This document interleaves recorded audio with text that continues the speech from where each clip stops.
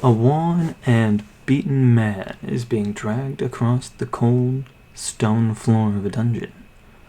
Once the two soldiers that were carrying him to his cell arrived, they stopped, opening it, and tossed him in. The man fell to his face after he was thrown. Sitting up, he looked around, taking in his surroundings. The walls were smooth stone, though from a distance he was currently sitting, he couldn't quite tell the type of stone. Following the walls with his eyes, they fell upon a small window, one just large enough to tell if light was coming through or not. The shape was as well just square enough to fit a small human hand through, or the ever so lively rats that found a decent home in the same dungeon. The man finally looked back to the two that carried him here. Sitting up straight, he looked them in the eye and asked them one question. "Did you enjoy the life your king has led?" It was a simple question, but one of the guards took quite the offense to it. That same guard walked up to the cell and kicked it in rage. "Listen here!" he demanded. "Your very life is in the hands of the king you dare question, and yet you sit here like it doesn't even matter. We all know you will be sentenced to death for your treason and betrayal of this land. If I were you, I would think about what had led you to this point of your sorry and miserable life. Maybe then you can find some way to atone for." The guardsman spat through the doors before he walked away, down the hall they previously came in from, to which the second man just looked back to the man in the cell, and then back to his partner. "It will be fine. It's not like I can go anywhere from inside here," the prisoner said with a hint of a chuckle. "Now, if you want, you can, and probably should, go after your brother. Tell him he is right. I will sit here, reflecting on the events of the past. After all, I only have one day in this realm, right? Now, off you go," the prisoner said, shooing him with a few waves of his hand. After the second man left him alone, the man in the cell sat in a way that crossed his legs with his feet on top of his knees, placing his hands into his lap, right palm overlaying the left. The man then promptly closes his eyes, taking a deep breath, and begins to think on how it all started. The day was normal for David, being at work in the big rectangular-like structure. The building itself was one of the few places that made products of construction, as well as medical boxes.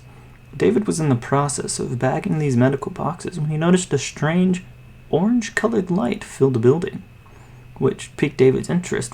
Stepping out from behind the massive steam press that he was working on, he looked back and forth down the building's hallway to try and see if he could find the source of the orange light. Now, that was when David was knocked to the ground by the force of an unknown blast. This blast force sent David quite the distance from where he once stood, with the unfortunate problem of him hitting his head on the hard stone-like floor that spanned the building.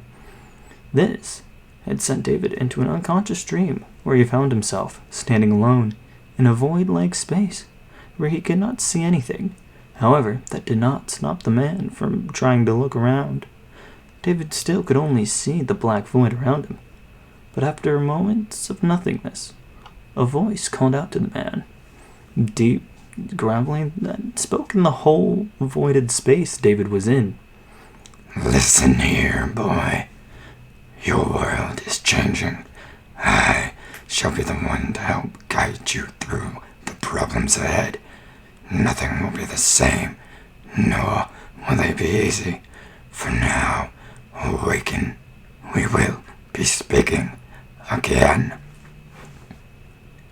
That was when David heard the voices of his two coworkers calling to him, though the words each of them spoke still did not reach the man's understanding. At the time, he was too focused on the voice in the void.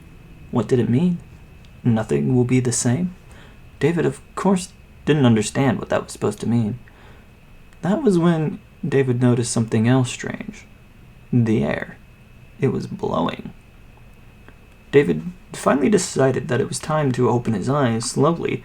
As the light of day slowly surrounded his visions, two things came into focus. One of the two coworkers he called his friends were leaning over David, On his right stood the tall, reserved man standing at 6'2" with short brown hair. He was wearing a pair of blue jeans and a black band shirt of some kind, and an outer plaid long-sleeve button-up. This man was known as Bruce Owens, David's roommate, as well as his best friend. Now Bruce was looking over with a worried expression when David sat up and weakly smiled. The man on his left was Gregory Wolfe, a shorter man than Bruce, standing at about 6 foot. He had a military haircut with also brown hair. This man wore black jeans and a blue store-brand tee. After seeing that David woke up, Gregory walked off to try to get a better view of the area. Where, or rather, what happened? David asked as he was helped up by his feet with Bruce's help. That's a good question. After that orange light hit us in the building, all the mechanical presses just stopped working. That was when the blast hit us. I was behind the 1400 press when I was sent into the wall. Luckily, nothing bad had happened to me, but it is a mess in there. There are boxes, bags, pallets scattered all over the place.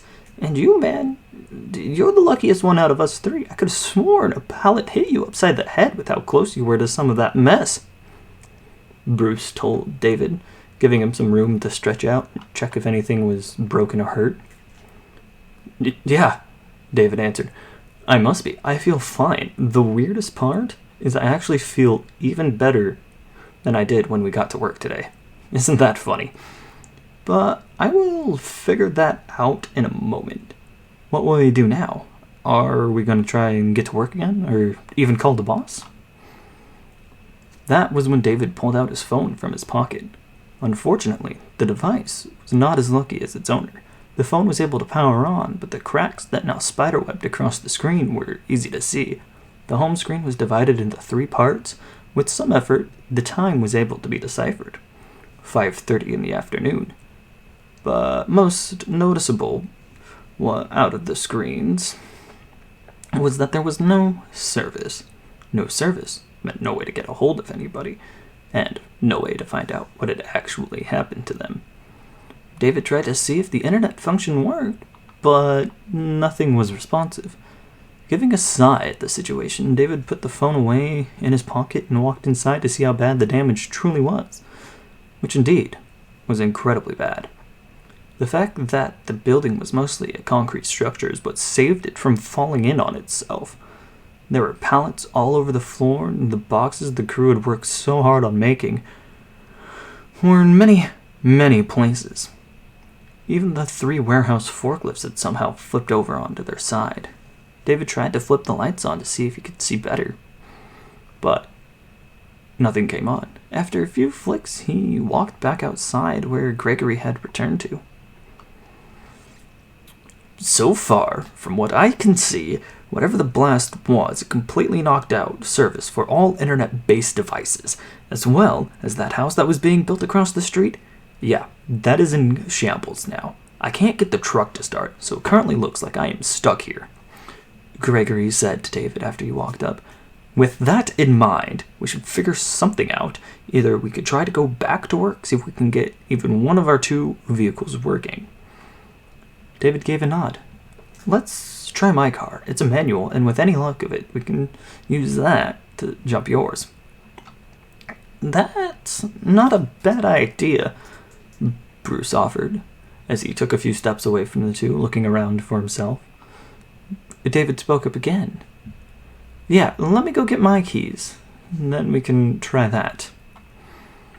Pulling out his phone once again to turn on the lights, he starts the task of climbing over the fallen product that splintered all over the floor.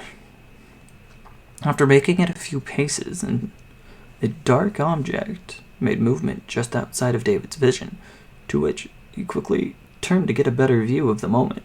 That was when 2 green eyes looked back at him. This green-eyed creature started to walk slowly towards David. The creature brushed up to David's leg, giving him a purr, and it was at that moment he finally recognized the creature to be the shop's resident cat, Ruckus. Chuckling softly to himself, at the baseless worry he had for a second.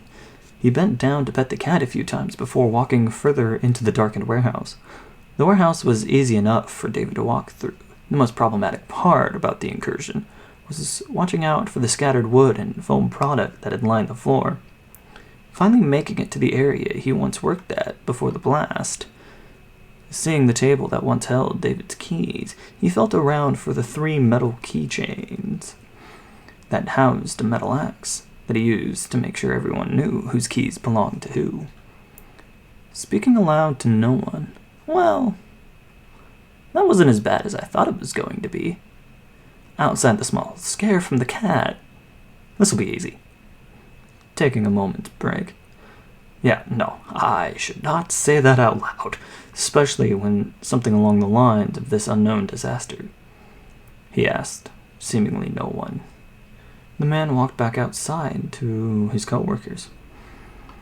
Walking to a new situation, Gregory had somehow started the big black truck with Bruce just standing there in amazement, lost as to how the man had been able to start the vehicle.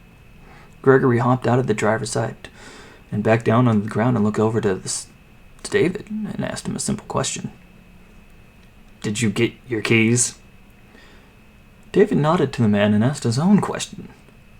"How did you—" "I don't really know," Gregory answered.